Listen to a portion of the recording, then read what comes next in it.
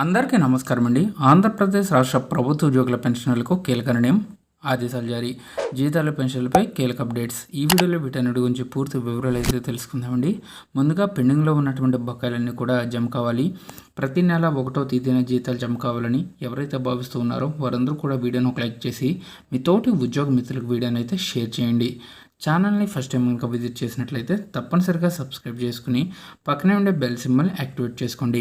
చాలామంది వీడియోస్ చూస్తున్నారు కానీ లైక్ చేయట్లేదండి. లైక్ చేయడం ద్వారా చాలామందికి వీడియో అయితే రీచ్ అవ్వడం జరుగుతుంది. ఈ వీడియోకి నేను ఇచ్చే టార్గెట్ 500 లైక్స్. ఖచ్చితంగా లైక్ చేయండి.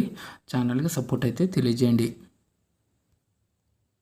ఆంధ్రప్రదేశ్ రాష్ట్ర ప్రభుత్వ ఉద్యోగుల పెన్షనర్ల తాజా సమాచారంలో భాగంగా పెన్షనర్ల అందరికీ కూడా ఎవరికైతే ట్యాక్స్ పడుతుందో అలాంటి వారందరికీ కూడా ప్రతి నెల అడ్వాన్స్ ట్యాక్స్ అనేది డిడక్షన్ చేయడం జరుగుతుంది.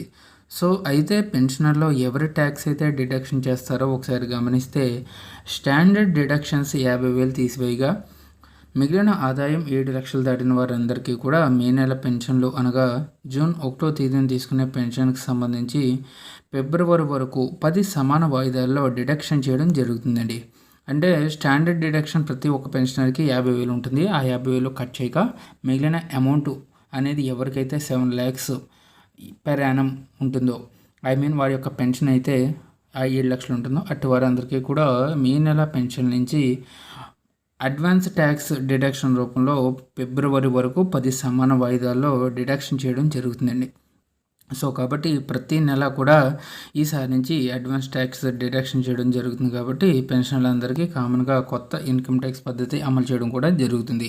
సో ఒకవేళ ఎవరికైనా పాత పద్ధతిలోనే ఇన్కమ్ ట్యాక్స్ కావాలి అని అనుకుంటే వారు లెటర్ రాసి ఎస్టీఓ గారికి తెలియజేయాల్సి అయితే ఉంటుంది. సో కాబట్టి ఈ నెల పెన్షన్కి సంబంధించి కొన్ని మార్పులు అయితే చోటు చేసుకోబోతున్నాయండి. ఇక పెన్షన్కి సంబంధించి అప్డేట్. ఇంకా ఎంప్లాయీస్ శాలరీస్కి సంబంధించి ఈ నెల ఎటువంటి మార్పులు లేవు. వచ్చే నెలలో కొత్త డిఏ ఆధారంగా 2023 జూలై డిఏ ఆధారంగా జీతాలు అయితే రాబోతున్నాయి. సో ఇదండి, ప్రతి ఒక్కరు ఈ అప్డేట్స్ అయితే గమనిస్తారని ఆశిస్తున్నాం. Thanks for watching. Have a next.